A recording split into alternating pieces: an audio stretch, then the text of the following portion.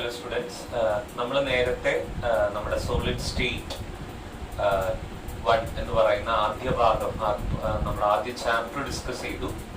Discuss ചെയ്തതിൽ ഒരുപാട് കാര്യങ്ങൾ ഇങ്ങനെ പറഞ്ഞു വന്നു. നമ്മൾ അവസാനം ഇംപെർഫെക്ഷൻ ഓഫ് സോളിഡ്സ് ആണ് ഡിസ്കസ് ചെയ്തത്. അതായത് ബ്രീഫ്ലി ഒന്ന് ഔട്ട്ലൈൻ ചെയ്യാൻ ഞാനത് എന്തായിരുന്നു നമ്മൾ ഡിസ്കസ് ചെയ്തത് എന്ന്. ഏതൊരു സോളിഡിനകത്തും നമ്മൾ പറയുന്ന റെഗുലാരിറ്റി എന്ന് പറയുന്ന ഒരു സ്വഭാവമുണ്ട്. പാർട്ടിക്കിൾസ് എല്ലാം തന്നെ വെൽ ഓർഡേർഡ് ആയിട്ടാണ് അറേഞ്ച് ചെയ്തിരിക്കുക. അത്തരം സോളിഡുകളുടെ ടെമ്പറേച്ചറിൽ വ്യത്യാസപ്പെടുത്തുകയോ അല്ലെങ്കിൽ നമ്മൾ പറയുന്ന ഇമ്പ്യൂരിറ്റീസ് ആഡ് ചെയ്യുകയോ ചെയ്യുന്ന സമയത്ത് ആ സോളിഡിന്റെ റെഗുലാരിറ്റി നഷ്ടപ്പെട്ടു പോകും. അതിനെയായിരുന്നു നമ്മൾ ഇംപെർഫെക്ഷൻ ഓഫ് സോളിഡ്സ് എന്ന് പറഞ്ഞത്. നമ്മൾ ഇംപെർഫെക്ഷനെ 3 ആയിട്ട് ക്ലാസിഫൈ ചെയ്തു. സ്റ്റോഷിയോമെട്രിക് ഡിഫക്റ്റുകൾ, നോൺ സ്റ്റോഷിയോമെട്രിക് ഡിഫക്റ്റുകൾ, ഇംപ്യൂരിറ്റി ഡിഫക്റ്റുകൾ. അതിൽ ഇംപ്യൂരിറ്റി ഡിഫക്റ്റ് എന്ന് പറയുന്നത് ഒരു തരം നമ്മൾ പറഞ്ഞിരുന്നു. സ്റ്റോഷിയോമെട്രിക് ഡിഫക്റ്റ് ആയ ഷോർട്ട്കി ഫ്രങ്കൽ ഡിഫക്റ്റുകൾ നമ്മൾ എക്സ്പ്ലെയിൻ ചെയ്തു. അത് കഴിഞ്ഞ് പിന്നീട് നമ്മൾ നോൺ സ്റ്റോഷിയോമെട്രിക് ഡിഫക്റ്റില് മെറ്റൽ എക്സസ് ഡിഫക്റ്റ് എന്താക്കി ഡിസ്കസ് ചെയ്തു. ഇനി നമ്മൾ ഡിസ്കസ് ചെയ്യാൻ വേണ്ടി പോകുന്നത് ഇതാണ്. This is metal deficiency defect. Basically നമ്മൾ ഇനി ഡിസ്കസ് ചെയ്യാൻ വേണ്ടി പോകുന്നത് ഇതാണ്, metal deficiency defect. Metal deficiency ഡിഫക്റ്റുകൾ പൊതുവെ നമ്മൾ 2 ആയിട്ടാണ് ക്ലാസിഫൈ ചെയ്യുക. ഒന്നാമത്തെ കാറ്റഗറിയാണ് due to cation vacancy. Another one is due to extra anion. ഇതായിരുന്നു നമ്മൾ പറഞ്ഞ 2 കാറ്റഗറി. ഒന്ന് ഡ്യൂ ടു കാറ്റയോൺ വേക്കൻസിയും മറ്റൊന്ന് due to extra anion. Due to cation വേക്കൻസിക്ക് ഒരു എക്സാമ്പിൾ നമ്മൾ എക്സ്പ്ലെയിൻ ചെയ്യുന്നത് ഇങ്ങനെയാണ്. നമ്മൾ ഒരു ക്രിസ്റ്റലിനെ ഹീറ്റ് ചെയ്യുന്ന സമയത്ത് അതിനകത്ത് നിന്ന് ഒരു കാറ്റയോൺ എന്തായി പോവും? മിസ്സായി പോവും.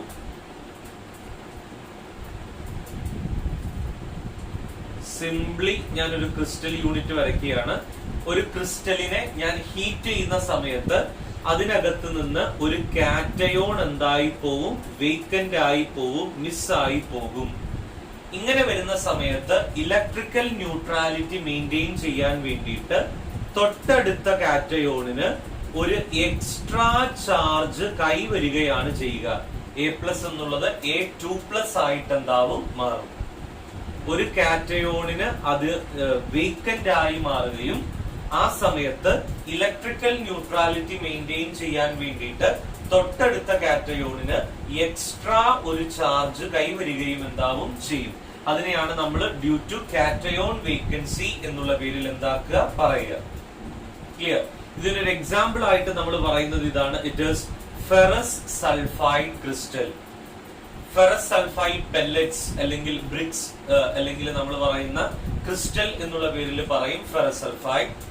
ബ്ലാക്ക് കളറുള്ള കറുത്ത കരിമുട്ടി പോലുള്ള സാധനമാണ് ഈ ഫെറസ് സൾഫൈഡ്.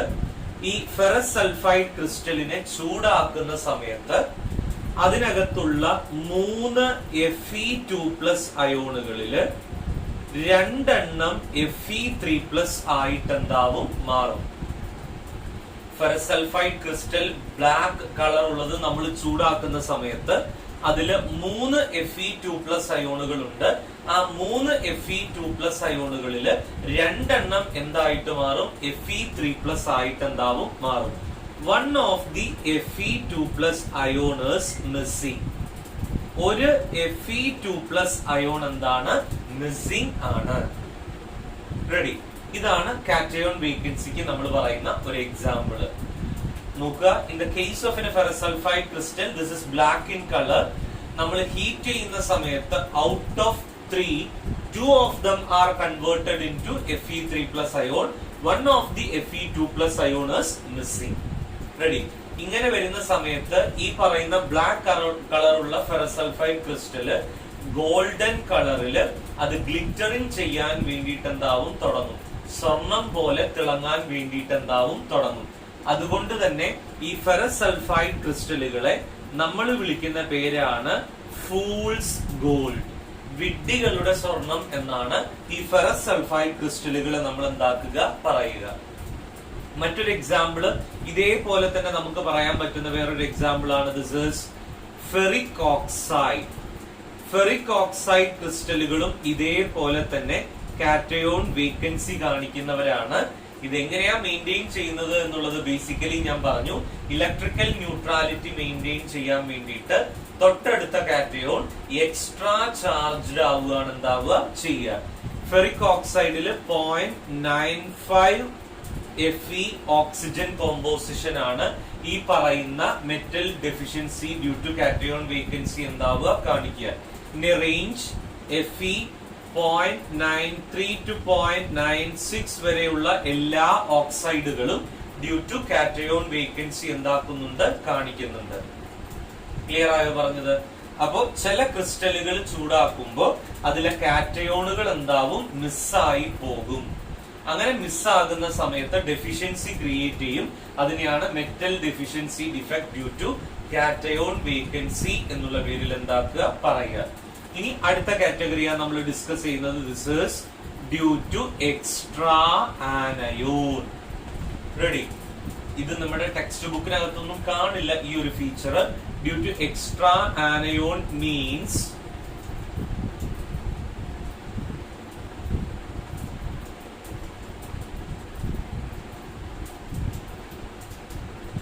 ഒരു ക്രിസ്റ്റല് ചൂടാക്കുന്ന സമയത്ത് ഒരു എക്സ്ട്രാ ആനയോൺ എന്താക്കും, നമ്മുടെ ഇന്റർസ്റ്റീഷ്യൽ സൈറ്റിൽ എന്താവും വന്ന് നിൽക്കും. ഈ ഇന്റർസ്റ്റീഷ്യൽ സൈറ്റിൽ വന്ന് നിൽക്കുന്ന സമയത്ത് ഇലക്ട്രിക്കൽ ന്യൂട്രാലിറ്റി മെയിൻറ്റെയിൻ ചെയ്യാൻ ഏതെങ്കിലും ഒരു അഡ്ജസന്റ് കാറ്റയോൺ അതിന്റെ ചാർജ് എന്താക്കും, ഒന്ന് കൂട്ടും. ഇതിനെയാണ് ഡ്യൂ ടു എക്സ്ട്രാ ആനയോൺ എന്നുള്ള പേരിൽ എന്താക്കുക പറയുക. സർട്ടൻ ക്രിസ്റ്റലുകളെ ചൂടാക്കുമ്പോൾ അവിടെ നമുക്ക് എക്സ്ട്രാ ആനയോണുകൾ എന്താവും ഡെവലപ്പ് ചെയ്യും. ഈ ഡെവലപ്പ് ചെയ്ത ആനയോണുകൾ ഇന്റർസ്റ്റീഷ്യൽ സൈറ്റിൽ എന്താവും വന്ന് നിൽക്കും. ഇങ്ങനെ ഇന്റർസ്റ്റീഷ്യൽ സൈറ്റിൽ വന്ന് നിൽക്കുന്ന സമയത്ത് ഇലക്ട്രിക്കൽ ന്യൂട്രാലിറ്റി മെയിൻറ്റെയിൻ ചെയ്യാൻ വേണ്ടിയിട്ട് തൊട്ടടുത്ത കാറ്റയോണുകൾ എന്താക്കും, അവരുടെ ചാർജ് എന്താക്കും, ഒന്ന് വർദ്ധിപ്പിക്കും. ഇതാണ് നമ്മൾ പറയുന്ന രണ്ട് മെറ്റൽ ഡെഫിഷ്യൻസി ഡിഫക്ട്. ഇതോടുകൂടി ഇംപെർഫെക്ഷൻ ഓഫ് സോളിഡ്സ് എന്ന് പറയുന്ന കാറ്റഗറി എന്തായി തീർന്നു. നോക്കുക, സ്റ്റോഷിയോമെട്രിക് ഡിഫക്റ്റുകൾ ഉണ്ടായിരുന്നു, ഷോട്ട്കിയും ഫ്രെങ്കലും. ഇംപ്യൂരിറ്റി ഡിഫക്റ്റ് ഉണ്ടായിരുന്നു. നോൺ സ്റ്റോഷിയോമെട്രിക് ഡിഫക്റ്റുകൾ രണ്ട് ടൈപ്പ് ആയിരുന്നു, മെറ്റൽ എക്സസും മെറ്റൽ ഡെഫിഷ്യൻസിയും. മെറ്റൽ എക്സസ് നമ്മൾ കഴിഞ്ഞ ക്ലാസ്സിൽ ഡിസ്കസ് ചെയ്തു. ഇതാണ് നമ്മൾ ഡിസ്കസ് ചെയ്ത metal deficiency. Clear? Again, there is a next thing we can be discuss about magnetic properties of a solids. Basically നമ്മൾ നോക്കുകയാണെങ്കിൽ എല്ലാ സോളിഡുകളുടെയും മാഗ്നറ്റിക് സ്വഭാവം ഒരുപോലെയല്ല, കാന്തിക സ്വഭാവം. ഓരോ സോളിഡുകൾ നമ്മൾ എടുത്ത് നോക്കുകയാണെങ്കിലും ഓരോ സോളിഡുകളുടെയും കാന്തിക സ്വഭാവം, മാഗ്നറ്റിക് പ്രോപ്പർട്ടി എന്ന് പറയുന്നത് പലതാണ്. ഓരോ സോളിഡുകൾക്കും പല രൂപത്തിലാണ് അതിന്റെ മാഗ്നറ്റിക് പ്രോപ്പർട്ടി ഉള്ളത്. എന്നാലും കൂടി നമ്മൾ പറയുകയാ, every electron will be acts as a tiny magnet. ഏതൊരു ഇലക്ട്രോണും, ഏതൊരു സോളിഡിനകത്തുള്ള ഇലക്ട്രോണുകൾ എടുത്തു നോക്കിക്കഴിഞ്ഞാലും it will be acts as a tiny magnet. അതെല്ലാം തന്നെ ഒരു കുഞ്ഞു കാന്തം പോലെ എന്താവും പ്രവർത്തിക്കും. അതിന് കാരണം ഇതാണ്, ഏത് സോളിഡുകൾ നമ്മൾ എടുത്തു നോക്കുമ്പോഴും അല്ലെങ്കിൽ ഏതൊരു ആറ്റം നമ്മൾ കൺസിഡർ ചെയ്യുമ്പോഴും ആ ആറ്റത്തിനകത്തുള്ള ഓടിക്കൊണ്ടിരിക്കുന്ന ഇലക്ട്രോണുകൾക്ക് രണ്ട് തരം മോഷനാണ് ഉള്ളത്. ഒന്ന്, ന്യൂക്ലിയസിനെ വലം വെക്കുന്ന ഓർബിറ്റൽ മോഷനും മറ്റൊന്ന് സ്വന്തം ആക്സിസിൽ കറങ്ങുന്ന spin മോഷനും. Orbital motion is a circular motion, spin motion is a up and down motion. Ready? ഏതൊരു ന്യൂക്ലിയസിന് ചുറ്റും കറങ്ങിക്കൊണ്ടിരിക്കുന്ന ഇലക്ട്രോണുകൾ, ഒന്ന് ന്യൂക്ലിയസിന് ചുറ്റും കറങ്ങുന്നു ഓർബിറ്റൽ മോഷൻ, മറ്റൊന്ന് സ്വന്തം ആക്സിസിലൂടെയും കറങ്ങുന്നു, അതാണ് സ്പിൻ മോഷൻ. ഏതൊരു ഇലക്ട്രോണിനും ഓർബിറ്റൽ മോഷനും സ്പിൻ മോഷനും ഉള്ളത് കൊണ്ടാണ് അതൊരു കുഞ്ഞു കാന്തം പോലെ എന്താക്കുന്നത്, പ്രവർത്തിക്കുന്നത്. Every electron will be acts as a tiny magnet. അതുകൊണ്ടാണ് ഏത് സോളിഡുകൾ നിങ്ങൾ എടുത്തു നോക്കിക്കഴിഞ്ഞാലും അതിന് എന്തെങ്കിലും തരത്തിലുള്ള ഒരു മാഗ്നറ്റിക് ബിഹേവിയർ ഉണ്ടായിരിക്കും. ഏതൊരു സോളിഡിന്റെയും അല്ലെങ്കിൽ ഏതൊരു സബ്സ്റ്റൻസിന്റെയും മാഗ്നറ്റിക് ബിഹേവിയർ എത്രത്തോളം ഉണ്ട് എന്ന് കണ്ടുപിടിക്കാൻ വേണ്ടി നമ്മൾ ഉപയോഗിക്കുന്ന പാരാമീറ്റർ ആണ് mu. Mu means magnetic moment. ഏതൊരു സോളിഡുകൾക്കും എത്രത്തോളമാണ് മാഗ്നറ്റിക് സ്വഭാവമുള്ളത്, എത്രത്തോളം മാഗ്നറ്റിക് സ്വഭാവമുണ്ട് എന്ന് കണ്ടുപിടിക്കാൻ വേണ്ടി നമ്മൾ ഉപയോഗിക്കുന്ന പാരാമീറ്റർ ആണ് magnetic moment mu. Mu equal to root of n into n plus 2. Mu എന്ന് പറഞ്ഞാൽ it is equal to root of n into n plus 2. ഇതിൽ n എന്ന് പറഞ്ഞാൽ it is number of unpaired electron. Unpaired ഇലക്ട്രോണുകളുടെ എണ്ണമാണ് n. Ready? Mu equal to root of n into n plus 2. പെയറിംഗിൽ ഏർപ്പെടാത്ത unpaired ഇലക്ട്രോണുകളുടെ എണ്ണമാണെന്ത് n. ക്ലിയർ? അപ്പൊ പറഞ്ഞു വന്നത് ഇത്രയേ ഉള്ളൂ. ഏത് സോളിഡുകൾ നിങ്ങൾ എടുത്തു നോക്കുകയാണെങ്കിലും ആ സോളിഡുകൾക്ക് എന്തെങ്കിലും തരത്തിലുള്ള ഒരു മാഗ്നറ്റിക് സ്വഭാവം ഉണ്ടാവും. അതിനുള്ള കാരണം ആ സോളിഡുകൾക്കകത്തുള്ള ഇലക്ട്രോണുകളാണ്. എല്ലാ ഇലക്ട്രോണുകളും ഒരു കുഞ്ഞു കാന്തം പോലെയാണ് പ്രവർത്തിക്കുന്നത്. കാരണം എല്ലാ ഇലക്ട്രോണുകൾക്കും രണ്ട് തരം മോഷൻ ഉണ്ട്. ഒരു ഓർബിറ്റൽ മോഷനും മറ്റൊരു സ്പിൻ മോഷനും. ഈ ഓർബിറ്റൽ മോഷനും സ്പിൻ മോഷനും ഉള്ളത് കൊണ്ടാണ് എല്ലാ ഇലക്ട്രോണുകളും കാന്തം പോലെ എന്താക്കുന്നത്, പ്രവർത്തിക്കുന്നത്. ഏതൊരു സോളിഡിനും എത്രത്തോളമാണ് കാന്തിക സ്വഭാവം ഉള്ളത് എന്ന് കണ്ടുപിടിക്കാൻ വേണ്ടി നമ്മൾ ഉപയോഗിക്കുന്ന പാരാമീറ്റർ ആണ് മ്യൂ, മാഗ്നറ്റിക് മൊമെന്റ്. മ്യൂ കണ്ടുപിടിക്കാനുള്ള ഇക്വേഷൻ ആണ് it is root of n into n plus 2. ഇതിൽ n എന്ന് പറഞ്ഞാൽ നമ്പർ ഓഫ് അൺപെയർഡ് ഇലക്ട്രോണുകളാണ്. ക്ലിയർ? ഇനി ഇവിടെ നോക്കൂ, ഓരോ സോളിഡുകളുടെയും മാഗ്നറ്റിക് സ്വഭാവത്തിനനുസരിച്ച് every solids we can be classified into 5 category. കാന്തിക സ്വഭാവത്തിനനുസരിച്ച് എല്ലാ സോളിഡുകളെയും നമുക്ക് 5 ആയിട്ട് ക്ലാസിഫൈ ചെയ്യാം. ഒന്നാമത്തെ കാറ്റഗറിയാണ് ഡയാമാഗ്നറ്റിക്. ഡയാമാഗ്നറ്റിക്. രണ്ടാമത്തെ കാറ്റഗറി ഓൾറെഡി ഡയാമാഗ്നറ്റിക് എന്ന് പറയുമ്പോൾ അടുത്ത കാറ്റഗറി നിങ്ങൾക്ക് പറയാൻ പറ്റും ദിസ് ഇസ് പാരാമാഗ്നറ്റിക്. മൂന്നാമത്തെ കാറ്റഗറിയാണ് ഫെറോമാഗ്നറ്റിക്. നാലാമത്തെ കാറ്റഗറിയാണ് ആന്റി ഫെറോമാഗ്നറ്റിക്. അഞ്ചാമത്തെ കാറ്റഗറിയാണ് ഫെറിമാഗ്നറ്റിക്. ഇതാണ് 5 തരം. കാന്തിക സ്വഭാവത്തിനനുസരിച്ച് സോളിഡുകളെ നമ്മൾ 5 ആയിട്ടാണ് തരംതിരിക്കുന്നത്. Diamagnetic, paramagnetic, ferromagnetic, anti ferromagnetic and ferrimagnetic. നോക്കുക, ഡയാമാഗ്നറ്റിക് മീൻസ് ഒരു സോളിഡിന്റെ അടുത്തേക്ക്, ഇതാണ് ഇപ്പൊ നമ്മുടെ സോളിഡ് എന്ന് കരുതുക, ഈ ഒരു സോളിഡിന്റെ അടുത്തേക്ക് ഞാൻ എക്സ്റ്റേണൽ മാഗ്നറ്റിക് ഫീൽഡിനെ കൊണ്ടുവരുന്ന സമയത്ത്, മറ്റൊരു കാന്തത്തെ കൊണ്ടുവരുന്ന സമയത്ത് ആ എക്സ്റ്റേണൽ മാഗ്നറ്റിക് ഫീൽഡിനെ വീക്കിലി റിപ്പൽ ചെയ്യുന്ന തരത്തിലുള്ള സോളിഡുകളാണ് ഡയാമാഗ്നറ്റിക്. ഒരു സോളിഡിന്റെ അടുത്തോട്ട് എക്സ്റ്റേണൽ മാഗ്നറ്റിക് ഫീൽഡ് കൊണ്ടുവരുന്ന സമയത്ത് ആ എക്സ്റ്റേണൽ മാഗ്നറ്റിക് ഫീൽഡിനെ വീക്കിലി റിപ്പൽ ചെയ്യുന്ന തരത്തിലുള്ള സോളിഡുകളാണെന്ത് ഡയാമാഗ്നറ്റിക്. അതിനുള്ള കാരണം ഇതാണ്, ദേ കണ്ടെയ്നിങ് പെയർഡ് ഇലക്ട്രോൺസ്. ഡയാമാഗ്നറ്റിക് ആയ സോളിഡുകളുടെ കാര്യത്തില് പെയർഡ് ഇലക്ട്രോണുകൾ മാത്രമേ ഉണ്ടായിരിക്കുകയുള്ളൂ. ഇങ്ങനെ പെയർഡ് ഇലക്ട്രോണുകൾ ഉള്ളത് കൊണ്ടാണ് എക്സ്റ്റേണൽ മാഗ്നറ്റിക് ഫീൽഡിനെ കൊണ്ടുവരുന്ന സമയത്ത് അത് വീക്കിലി എന്താക്കുന്നത്, റിപ്പൽ ചെയ്യുന്നത്.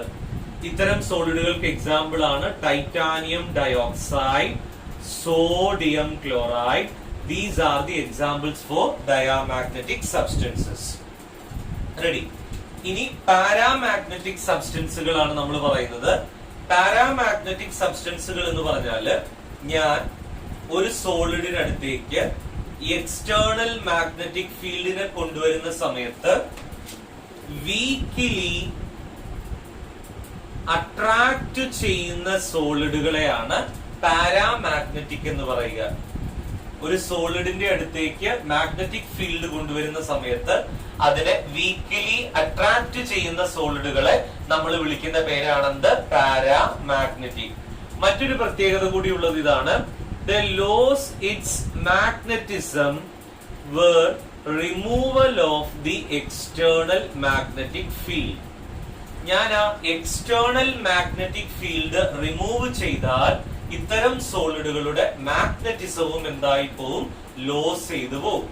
അതായത് കാന്തം വെക്കുമ്പോ കാന്തമ്മയാവും, കാന്തം ഒഴിവാക്കിയാൽ പിന്നെ അത് വീണ്ടും പഴയ പോലെ തന്നെ. റെഡി?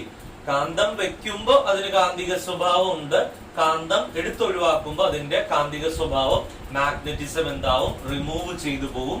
അതിനെയാണ് പാരാമാഗ്നറ്റിക് സോളിഡ്സ് എന്ന് പറയുക. These containing unpaired electrons.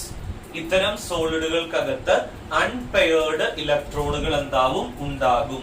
Example ആണ് TiO, titanium oxide, vanadium dioxide, copper oxide. ഇതെല്ലാം തന്നെ പാരാമാഗ്നറ്റിക് ആയ ക്രിസ്റ്റലുകൾക്ക് എക്സാമ്പിൾ ആണ്. ഇനി മൂന്നാമത്തെ കാറ്റഗറിയാ, ഞാൻ ഇത് ബാക്കി വായിക്കാം. മൂന്നാമത്തെ കാറ്റഗറിയാ നമ്മൾ ഡിസ്കസ് ചെയ്യാൻ വേണ്ടിട്ട് പോകുന്നത്. This is ferromagnetic. Ferromagnetic means when ഞാൻ ഒരു സോളിഡിന്റെ അടുത്തേക്ക് എക്സ്റ്റേണൽ മാഗ്നറ്റിക് ഫീൽഡ് കൊണ്ടുവരുന്ന സമയത്ത് they strongly attracting the external magnetic field. ഞാൻ കൊണ്ടുവരുന്ന ആ എക്സ്റ്റേണൽ മാഗ്നറ്റിക് ഫീൽഡിനെ സ്ട്രോങ്ലി അട്രാക്ട് ചെയ്യുന്ന തരത്തിലുള്ള സോളിഡുകളെ വിളിക്കുന്ന പേരാണെന്ത്? Ferromagnetic. These are the solids that are strongly attracting the external magnetic field. Ready? Clear? മറ്റൊരു പ്രത്യേകതയുള്ളത്, if the magnetic field, external magnetic field is removed, they maintain their magnetism. ഞാൻ ആ external magnetic field remove ചെയ്താലും അതിന് എന്തുണ്ടാവും? Magnetic സ്വഭാവം ഉണ്ടാവും. അതുകൊണ്ട് തന്നെ they will be used as a permanent magnets. ഇതെല്ലാം തന്നെ പെർമനന്റ് മാഗ്നറ്റുകൾ ആയിട്ടാണ് എന്താവുക? യൂസ് ചെയ്യുക. എക്സ്റ്റേണൽ മാഗ്നറ്റിക് ഫീൽഡ് കൊടുത്തപ്പോ അത് മാഗ്നറ്റ് ആയി, എക്സ്റ്റേണൽ മാഗ്നറ്റിക് ഫീൽഡ് റിമൂവ് ചെയ്താലും അത് എന്ത് തന്നെ? മാഗ്നറ്റ് തന്നെ. അതുകൊണ്ട് തന്നെ they will be acts as a permanent magnet. ഇനി എന്താണ് ഈ ഒരു സ്വഭാവത്തിന് കാരണമെന്ന് ചോദിച്ചാൽ, they containing large number of unpaired electron and their magnetic moments are aligned in same direction. ധാരാളം എണ്ണം അൺപെയർഡ് ഇലക്ട്രോണുകൾ ഉണ്ട് ഫെറോമാഗ്നറ്റിക് ആയ സോളിഡുകൾക്കകത്ത്. അത് മാത്രമല്ല, അവരുടെ മാഗ്നറ്റിക് മൊമെന്റ് എല്ലാം അലൈൻ ചെയ്തിരിക്കുന്നത് സെയിം ഡയറക്ഷനിലാണ്. റെഡി? നിങ്ങൾ ഫിസിക്സിലെ മാഗ്നറ്റിക് ചാപ്റ്റേഴ്സിൽ പഠിക്കും എങ്ങനെയാണ് മാഗ്നറ്റിക് മൊമെന്റിന്റെ alignment, north to north, south to south എന്നൊക്കെ പറഞ്ഞിട്ട്. ഈ സോളിഡുകളിൽ മാഗ്നറ്റിക് മൊമെന്റ് എല്ലാം അലൈൻ ചെയ്തിരിക്കുന്നത് സെയിം ഡയറക്ഷനിൽ ആണ്. അതുകൊണ്ട് തന്നെ നമ്മൾ അതിനെ ഫെറോ മാഗ്നറ്റിക് എന്ന് പറയും. അപ്പോ എക്സ്റ്റേണൽ മാഗ്നറ്റിക് ഫീൽഡ് കൊണ്ടുവരുമ്പോൾ അതിനെ സ്ട്രോങ്ലി അട്രാക്ട് ചെയ്യുന്ന സോളിഡുകളാണ് ഫെറോമാഗ്നറ്റിക് സോളിഡുകൾ. അതെല്ലാം തന്നെ പെർമനന്റ് മാഗ്നറ്റുകൾ ആയിട്ട് ആക്ട് ചെയ്യും. കാരണം എക്സ്റ്റേണൽ മാഗ്നറ്റിക് ഫീൽഡ് റിമൂവ് ചെയ്താലും അത് എന്ത് തന്നെ? മാഗ്നറ്റ് തന്നെ. മറ്റൊരു പ്രത്യേകതയുള്ളത്, മാഗ്നറ്റിക് മൊമെന്റുകളെല്ലാം തന്നെ സെയിം ഡയറക്ഷനിലായിട്ടാണ് എന്താക്കുന്നത്? അലൈൻ ചെയ്തിരിക്കുന്നത്. ഇത്തരം സോളിഡുകൾക്ക് എക്സാമ്പിൾ ആണ് cobalt, nickel, chromium oxide.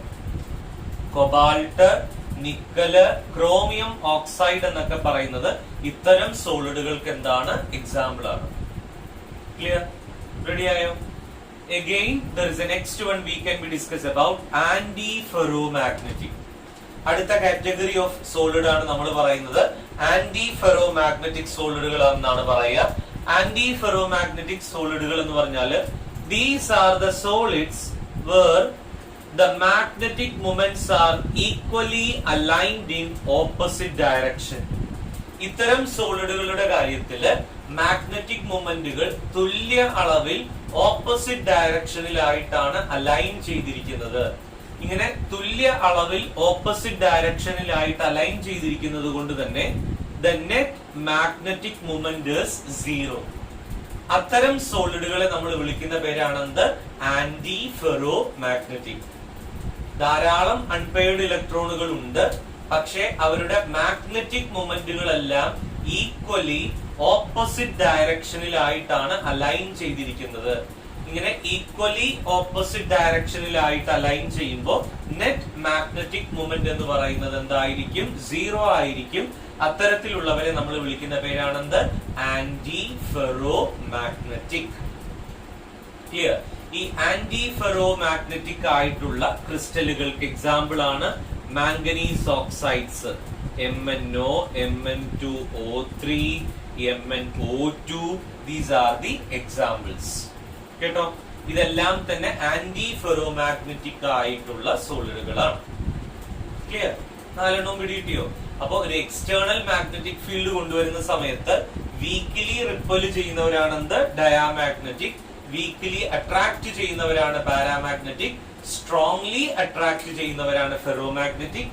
Unpaired ഇലക്ട്രോണുകൾ ഉണ്ട്, പക്ഷെ മാഗ്നറ്റിക് മൊമെന്റുകളെല്ലാം തന്നെ ഈക്വലി ഓപ്പോസിറ്റ് ഡയറക്ഷനിലായി അലൈൻ ചെയ്തതുകൊണ്ട് നെറ്റ് മാഗ്നറ്റിക് മൊമെന്റ് 0 ആയിട്ടുള്ളവരാണെന്ത്? Antiferromagnetic. There is a last category we can be discuss about ferrimagnetic. അടുത്തൊരു കാറ്റഗറി നമ്മൾ ഡിസ്കസ് ചെയ്യുന്നത് ഇതാണ്, ferrimagnetic. Ferrimagnetic means they containing large number of unpaired electrons where the magnetic moments are aligned in opposite direction unequally. This is the condition. Magnetic മൊമെന്റുകളെല്ലാം തന്നെ unequal ആയിട്ടാണ് opposite ഡയറക്ഷനിൽ align ചെയ്തിരിക്കുന്നത്. Unequal ആയിട്ട് opposite ഡയറക്ഷനിൽ align ചെയ്തിരിക്കുന്നത് കൊണ്ട് തന്നെ there is a small magnetic moment not equal to 0. വളരെ ചെറിയ തോതിലുള്ള ഒരു മാഗ്നറ്റിക് മൊമെന്റ് ഇത്തരം സോളിഡുകൾക്കുണ്ടാവും. കുറെ എണ്ണം തമ്മിൽ നെറ്റ് ഇഫക്റ്റിൽ ക്യാൻസൽ ചെയ്തു പോകും. ബാക്കിയുള്ള കുറച്ചു പേരെ കൊണ്ട് വളരെ ചെറിയ തോതിലുള്ള ഒരു മാഗ്നറ്റിക് ബിഹേവിയർ ഇത്തരം സോളിഡുകൾക്കുണ്ടാവും. ഇതിനെയാണ് നമ്മൾ ഫെറി മാഗ്നറ്റിക് എന്നുള്ള പേരിൽ എന്താക്കുക പറയുക. There is a small magnetic moment. ഇതിനെയാണ് നമ്മൾ ഫെറി മാഗ്നറ്റിക് സോളിഡ്സ് എന്നുള്ള പേരിൽ എന്താക്കുന്നേ പറയുന്നേ. റെഡി? ഫെറി മാഗ്നറ്റിക് ആയ സോളിഡുകൾക്ക് ഒരൊറ്റ എക്സാമ്പിൾ ഇപ്പൊ നമ്മൾ പറയുന്നുള്ളൂ. This is Fe3O4. Fe3O4 is a best example for a ferrimagnetic substances. അപ്പോ സാധാരണഗതിയിലെ മക്കളെ ഈ പറയുന്ന മാഗ്നറ്റിക് പ്രോപ്പർട്ടിയുടെ അലൈൻമെന്റ് ഡയഗ്രാം സാധാരണ എല്ലായ്പ്പോഴും ചോദിക്കാറുണ്ട്. അതായത് 3 ഡയഗ്രാം തരും നിങ്ങൾക്ക്.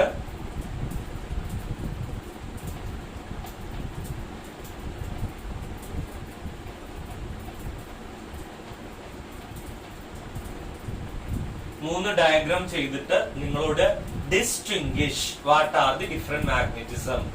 ആദ്യത്തേത് ധാരാളം എണ്ണം അൺപെയർഡ് ഇലക്ട്രോണുകൾ സെയിം ഡയറക്ഷനിൽ അലൈൻ ചെയ്തിരിക്കുന്നതാണ് ഫെറോ. ധാരാളം എണ്ണം അൺപെയർഡ് ഇലക്ട്രോണുകൾ ഈക്വലി ഓപ്പോസിറ്റ് ഡയറക്ഷനിൽ അലൈൻ ചെയ്തിരിക്കുന്നതാണ് ആന്റി ഫെറോ. ദെൻ അൺഈക്വൽ ആയിട്ട് ഓപ്പോസിറ്റ് ഡയറക്ഷനിൽ അലൈൻ ചെയ്തിരിക്കുന്നതാണ് ഫെറി. ഐഡന്റിഫിക്കേഷൻ ക്വസ്റ്റ്യൻ ആയിട്ട് സാധാരണഗതിയിൽ എല്ലാ ക്വസ്റ്റ്യൻ പേപ്പറുകളിലും ഉള്ള ഒരു ടോപ്പിക് ആണിത്, മാഗ്നറ്റിക് പ്രോപ്പർട്ടി. ക്ലിയർ ആയെന്ന് വിചാരിക്കുന്നു. Ready? Then there is the next one we can be discuss about electrical properties. അടുത്ത ഒരു ടോപ്പിക് നമ്മൾ ഡിസ്കസ് ചെയ്യുന്നത് ഇതാണ്. This is electrical properties.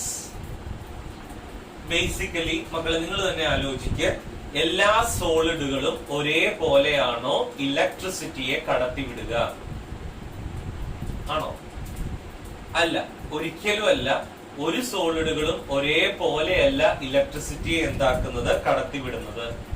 ഓരോ സോളിഡുകളും പല രൂപത്തിലാണ് ഇലക്ട്രിസിറ്റിയെ കടത്തിവിടുന്നത്. ഇലക്ട്രിസിറ്റിയെ കടത്തിവിടുന്നതിനനുസരിച്ച്, കണ്ടക്ഷൻ ഓഫ് ഇലക്ട്രിസിറ്റിക്ക് അനുസരിച്ച് എല്ലാ സോളിഡുകളെയും നമ്മൾ മൂന്നായിട്ടാണ് ക്ലാസിഫൈ ചെയ്യുക. പഠിച്ചിട്ടുണ്ടാകും ഫിസിക്സിൽ.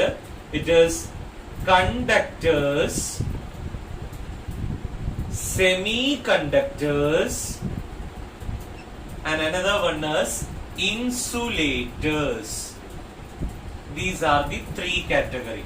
Electrical properties അനുസരിച്ച് എല്ലാ സോളിഡുകളെയും നമ്മൾ മൂന്നായിട്ട് ക്ലാസിഫൈ ചെയ്യും. Conductors, semiconductors, insulators.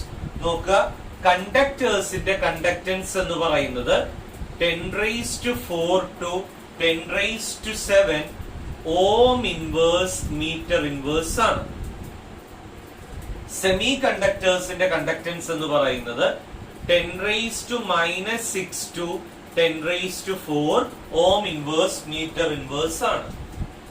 ഇൻസുലേറ്റേഴ്സിന്റെ കാര്യത്തിലാവട്ടെ, it is 10⁻⁻10 to 10⁻⁻20 ohm inverse metre inverse ആണ്.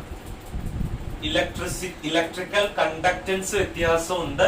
അതിന്റെ ബേസിസിലാണ് ബേസിക്കലി നമ്മൾ ഇപ്പൊ മൂന്നായി തരംതിരിച്ചിരിക്കുന്നത്. It is conductors, semiconductors, and the third category we can be said as insulators. Clear? ഇനി എങ്ങനെയാണ് കണ്ടക്ടേഴ്സ്, സെമി കണ്ടക്ടേഴ്സ്, ഇൻസുലേറ്റേഴ്സ് എന്ന് വേർതിരിക്കുന്നത് എന്ന് ചോദിച്ചാൽ, this is on the basis of band theory. Band തിയറിയുടെ ബേസിസിലാണ് എല്ലാ സോളിഡുകളെയും നമ്മൾ കണ്ടക്ടേഴ്സ് എന്നും സെമി കണ്ടക്ടേഴ്സ് എന്നും ഇൻസുലേറ്റേഴ്സ് എന്നും നമ്മൾ എന്താക്കുന്നേ, വേർതിരിക്കുന്നേ. ഈ ബാൻഡ് തിയറിയിൽ പറഞ്ഞിരിക്കുന്ന കാര്യം ഇതാണ്. ഏതൊരു സോളിഡ് നിങ്ങൾ എടുത്തു നോക്കുകയാണെങ്കിലും ആ സോളിഡിലെ വാലൻസ് ഇലക്ട്രോണുകളെല്ലാം കൂടിച്ചേർന്നുകൊണ്ട്, എത്ര വാലൻസ് ഇലക്ട്രോണുകൾ ഉണ്ടോ ആ വാലൻസ് ഇലക്ട്രോണുകളെല്ലാം കൂടിച്ചേർന്നുകൊണ്ട് ഒരു റീജിയൺ ആയിട്ടാണ് ഉണ്ടാവുക. ആ റീജിയണിനെ വിളിക്കുന്ന പേരാണ് വാലൻസ് ബാൻഡ്. ഇനി അതിന്റെ മുകളിലായിട്ട് ഇലക്ട്രോണുകളെല്ലാം തന്നെ അൺഒക്കുപ്പൈഡ് ആയിട്ട്, ഇലക്ട്രോണുകളൊന്നും ഇല്ലാത്ത ഹൈ എനർജി ഉള്ള മറ്റൊരു ബാൻഡ് ഉണ്ടാവും. അതിനെ വിളിക്കുന്ന പേരാണെന്ത്? Conduction band. ഏത് സോളിഡുകൾ എടുത്തു നോക്കിക്കഴിഞ്ഞാലും ആ സോളിഡുകളുടെ എന്താ പറയാ, വാലൻസ് ഇലക്ട്രോണുകൾ എല്ലാം കൂടിച്ചേർന്നുകൊണ്ട് ഒരു റീജിയൺ ആയിട്ട് മാറും. അതാണ് വാലൻസ് ബാൻഡ്. അതിന്റെ മുകളിലായി ഇലക്ട്രോണുകളെല്ലാം അൺഒക്കുപ്പൈഡ് ആയിട്ടുള്ള ഹൈ എനർജി ലെവലുള്ള ഒരു ബാൻഡ് ഉണ്ടാവും.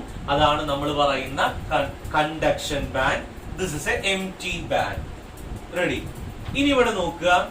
In the case of band theory പറയുന്ന കാര്യം ഇതാണ്. In the case of conductors, the valence band and the conduction band are overlap with each other.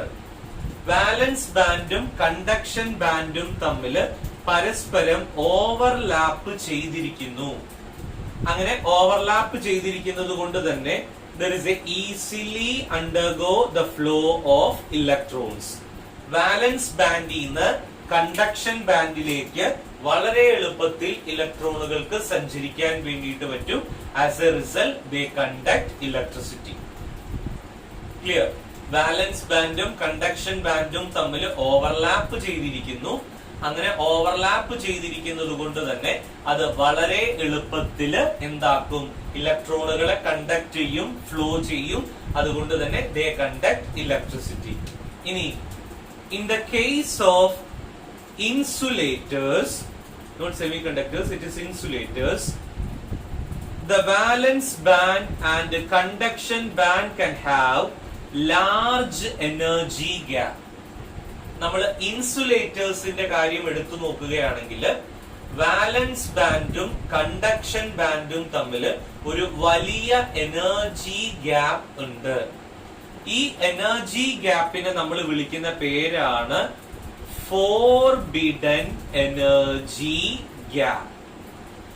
വാലൻസ് ബാൻഡും കണ്ടക്ഷൻ ബാൻഡും തമ്മിൽ ഒരു വലിയ എനർജി ഗ്യാപ്പ് ഉണ്ട്. ഈ എനർജി ഗ്യാപ്പിനെ നമ്മൾ വിളിക്കുന്ന പേരാണെന്ത്? Forbidden energy gap. റെഡി? ഈ ഫോർബിഡൻ എനർജി ഗ്യാപ്പ് ഉള്ളത് കൊണ്ട് ഇലക്ട്രോണുകൾക്ക് ഒരിക്കലും എന്താക്കാൻ പറ്റത്തില്ല, കണ്ടക്ഷൻ ബാൻഡിലേക്ക് ഫ്ലോ ചെയ്യാൻ വേണ്ടിയിട്ട് പറ്റത്തില്ല. അതുകൊണ്ട് insulators do not conduct electricity. Ready? ഇനി in the case of semiconductors, the valence band and the conduction band can have a small energy gap.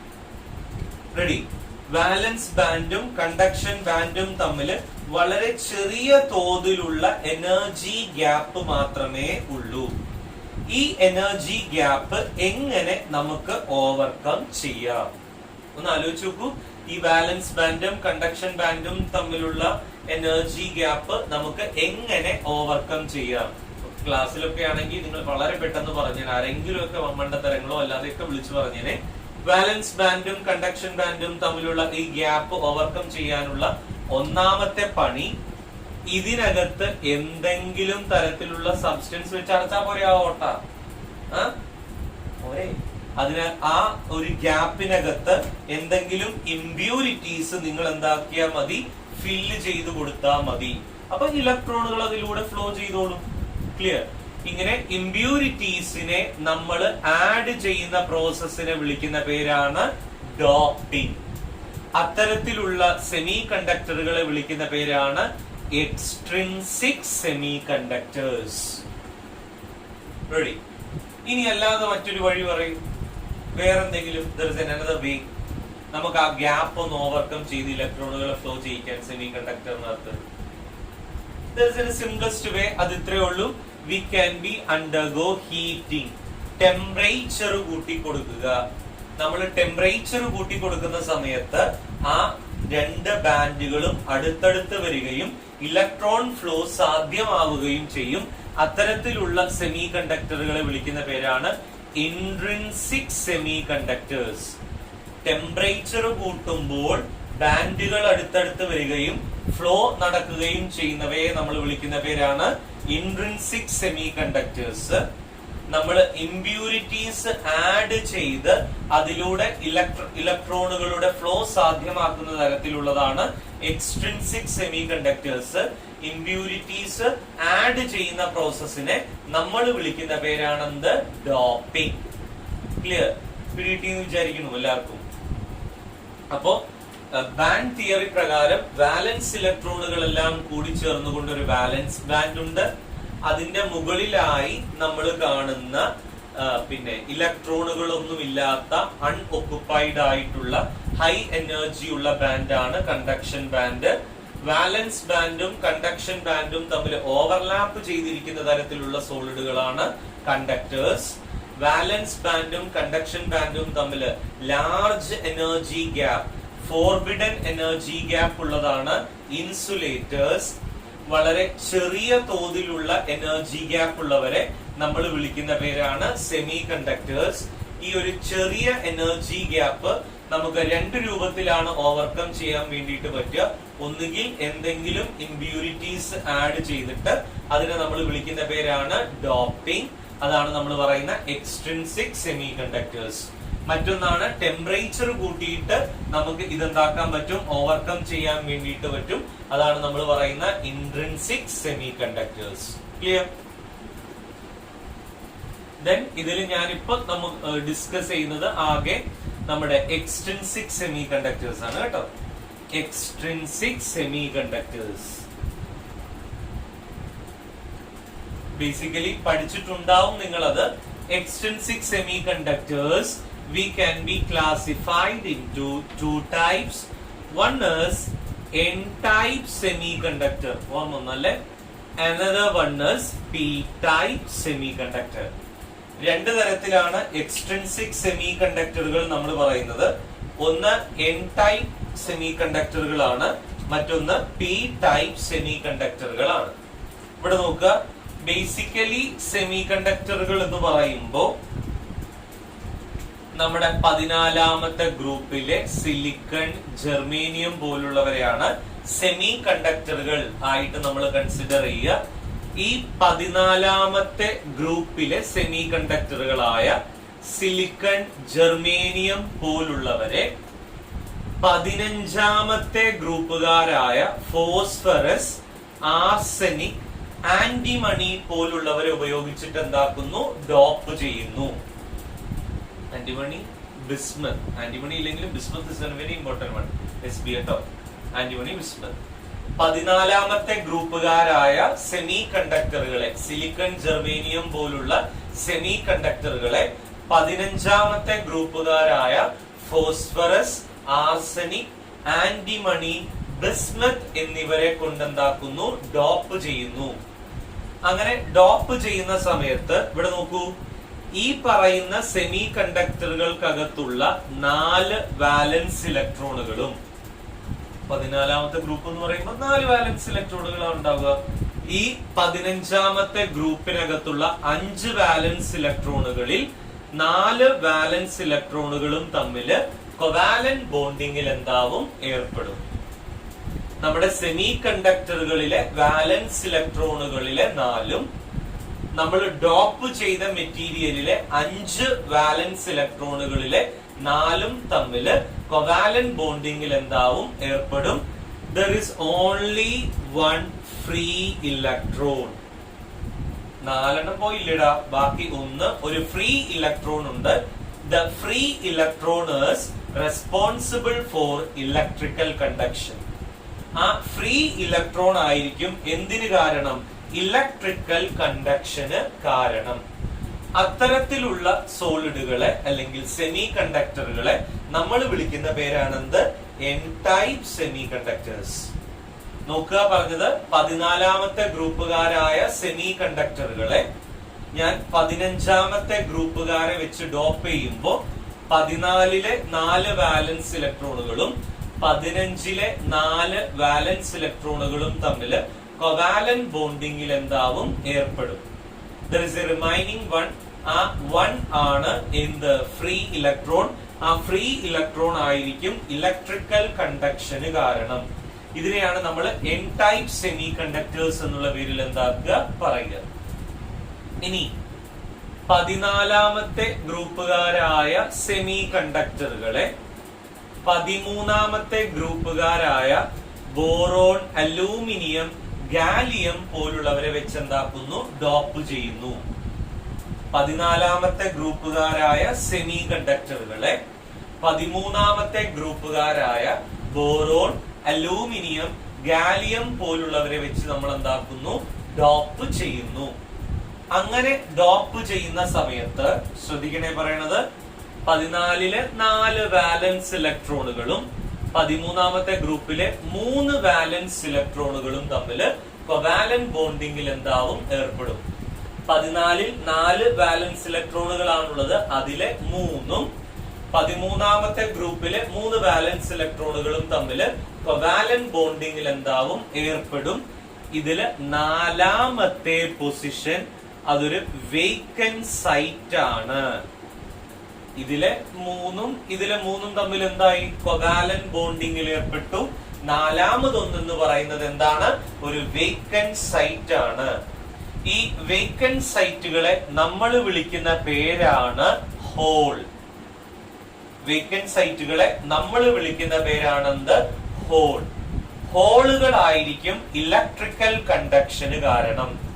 അത്തരം സെമി കണ്ടക്ടറുകളെ നമ്മൾ വിളിക്കുന്ന പേരാണെന്ത്? P type semiconductors. Ready? 14ാമത്തെ ഗ്രൂപ്പുകാരായ സെമി കണ്ടക്ടറുകളെ 15ാമത്തെ ഗ്രൂപ്പുകാരെ വെച്ച് ഡോപ്പ് ചെയ്യുമ്പോൾ 4 പേരും 15ാമത്തെ ഗ്രൂപ്പിലെ 4 പേരും തമ്മിൽ വാലന്റ് ബോണ്ടിങ്ങിൽ ഏർപ്പെടും.